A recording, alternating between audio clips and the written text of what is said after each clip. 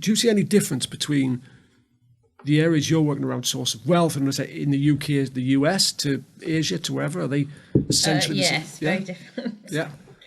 So if you talk about an EDD in the US, you're basically talking about a very basic AML report that costs at best $8. EDD to them is that it's not, because they're not been pushed by the regulator to have that. It's just not a requirement, and everything is led by the What would be the cost of an EDD in UK? If you say it's $8 in the US, 150. Anything from sort of 180 to 700, depending on the level.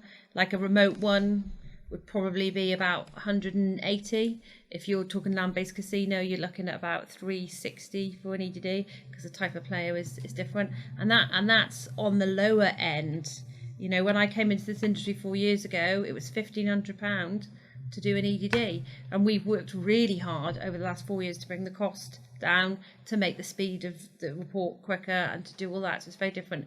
You go to like Singapore, Macau, very, very much on it with regards to EDD, because it's very high risk. So it just, you know, we're seeing a ripple effect now across Europe, in you know, Holland and France and places like that, Spain, where that's starting to come in. The regulators are starting now to say, right, we need to know about your high-end players, but it's only just beginning. You know, everything started here in the UK. You know, we've learnt from everything that we've done here in the UK. It's been a massive learning curve, and I think the American market is going to be interesting, especially because you've got, you know, illegal .coms all around America, because let's not kid ourselves, the Americans gamble, they're just not gambling in a regulated market. So they're all going to come in, and you're going to have all these, you know, big, huge operators from the UK supporting all these land-based casinos in the US, because that's how it's going to pan out.